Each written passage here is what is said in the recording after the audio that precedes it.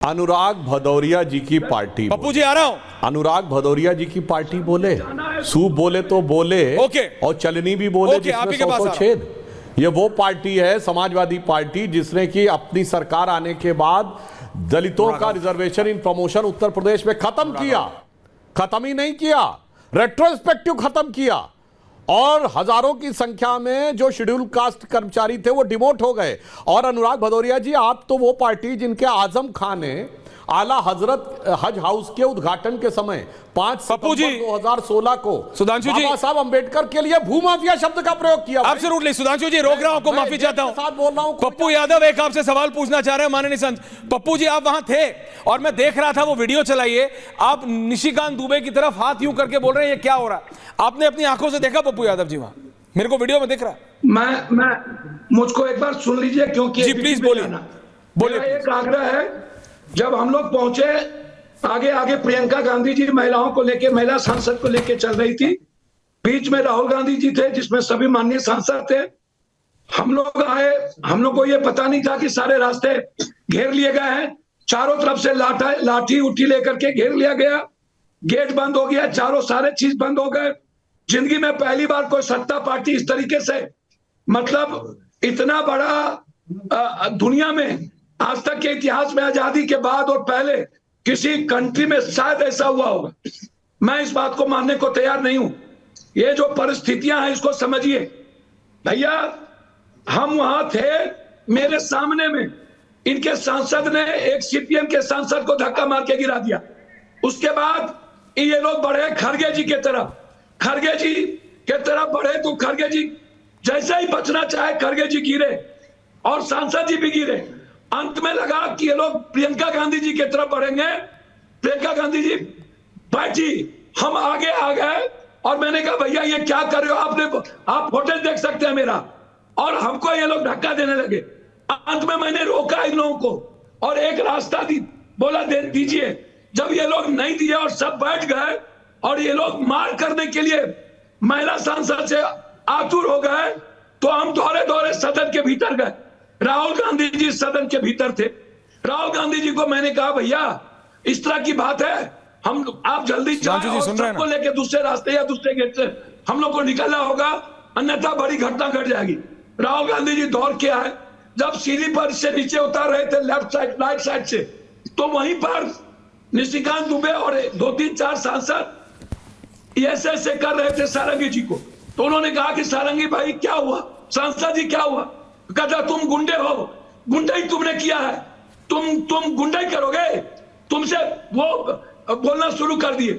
मैंने निशिकांत जी को थोड़ा डांटा, मैंने कहा कि एलओसी के साथ ऐसा व्यवहार या पीएम साहब या होम मिनिस्टर के साथ ऐसा व्यवहार नहीं हो सकता। पहली बात। दूसरी बात, मैं आपको एक बात बता देना चाहता हूं, आप हमारे भाई से पूछो कि वो वीडियो कहां है। 3 वीडियो। मुकेश राजपूत जी कहते हैं कि राहुल गांधी मेरे आगे थे, राहुल गांधी जी पीछे नहीं थे, धक्का पीछे से लगी। आपसे मैं 2 वीडियो मांग रहा हूं। एक वो महिला जो कह रही है राहुल गांधी जी मेरे पास आए, उनसे बोलो वो वीडियो कहां है, वो महिला कहां है, और वो महिला स्टेटमेंट क्यों आके नहीं दे रही है। दूसरा, जो सारंगी कह रहा है कि राहुल गांधी जी ने धक्काया, बीजेपी, सारंगी नहीं बीजेपी। आपको तो पता ही है बीजेपी कितना बड़ा है, सन 42 से लेकर आज तक उनका क्या कैरेक्टर रहा है।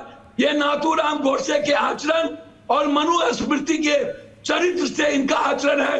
काटो, मारो, नफरत पैदा करो। नहीं पप्पू जी, बोलो, आपने कहा लाठी नहीं, आपने कहा लाठी तलवार थी, संसद के अंदर लाठी तलवार थी। तो 2 वीडियो लाए, या तो मैं रिजाइन करूं या तो इनके सारे सांसद। सुधांशु जी राहुल गांधी जी किसको धक्का दिए? आपका जवाब माननीय सांसद ही दे रहे हैं पप्पू जी। और वो महिला कहां पर है?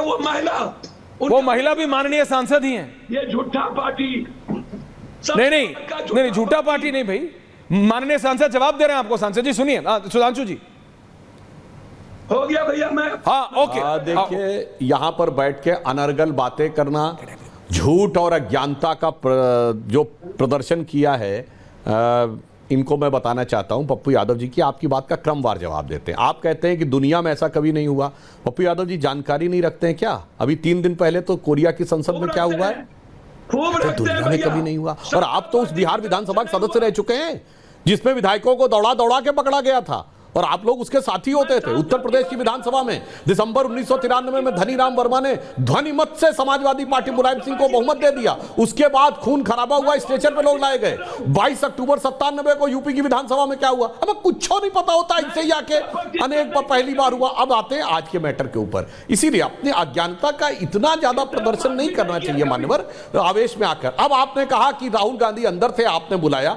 अरे भाई, दुनिया ने देखा वो video, Rahul Gandhi opposite side से आ रहे हैं, संसद के अंदर से नहीं आ रहे, बाहर से आ रहे हैं। दूसरी बात, पूरे दुनिया ने वो वीडियो देखा है कि किसके सांसद एम्बुलेंस में गए और किसके चलते फिरते हुए अंदर गए। आपने कहा खड़गे जी गिरे, मैं चुनौती करता हूं, दिखाइए ना खड़गे जी का एक वीडियो। किसी ने वीडियो नहीं लिया, बाहर खड़े थे। तो आके यहां पे कुछ भी अनर्गल बोल देना और फिर ये करना, 42 पे चले गए, इस पे चले गए। आपने कहा आपके सांसद गिरे, गिरते हुए के सबके हाथ में मोबाइल थे। राहुल गांधी वो हैं जो उपराष्ट्रपति की मिमिक्री करते हुए सांसदों का वीडियो खींचते हैं, जो प्रियंका गांधी का अंदर आते हुए वीडियो खींचते हैं। आपके किसी सांसद ने कोई वीडियो गजब है। इसीलिए मानव जब बोला करिए तो ध्यान कर लिया करिए, आज का जमाना डिजिटल एरा का है। हर आदमी के हाथ में मोबाइल है, हर आदमियों के हाथ में सबूत होता है।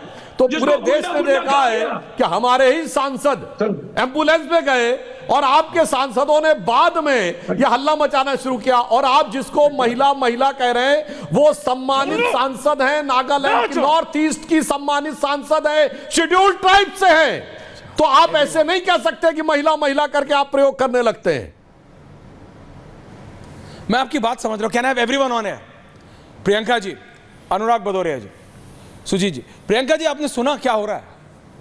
और अभी भी आप राग अलापेंगी। कांग्रेस के सांसद कह रहे हैं हां धक्का मुक्की हुई। आर यू जस्टिफाइंग धक्का मुक्की? और सिर्फ धक्का मुक्की नहीं हुई है, चोट लगी है, 4-5 टाके आए हैं सारंगी साहब को। मैं ये पूछ रहा हूं क्योंकि आप आम आदमी की इतनी बात करती हैं। नहीं, आप ये पूछिए, आप बताइए ना, अगर ये सड़क पे हुआ होता तो जिस आदमी ने धक्का दिया है, जिसकी वजह से एक दूसरे आदमी को, वृद्ध व्यक्ति को चोट लगी है, क्या हाल हुआ होता उस व्यक्ति का? उसके साथ पुलिस ने क्या किया होता? मुझे लगता है अगर भाजपा के पास प्रमाण है तो उनको पुलिस में जाना चाहिए, अरेस्ट करा देना चाहिए। इनके पास सारी एजेंसी है, पहली चीज। दूसरी, मैं सुधांशु जी को सुन रही थी, आज वो बहुत आहत है, तो मुझे लगता है कि एक केस और डिस्कस होना चाहिए। आज एक 10 साल की बच्ची का रेप हुआ है, उतनी ही बर्बरता से जिस तरह से दिल्ली में निर्भया कांड हुआ था, ऐसा ही रेप आज गुजरात में हुआ है। क्योंकि आज वो महिलाओं के सम्मान में उतरे हैं, बच्चियों के सम्मान में उतरे हैं। तो मैं चाहूंगी कि उस पर भी थोड़ा ध्यान दे सुधांशु जी आज।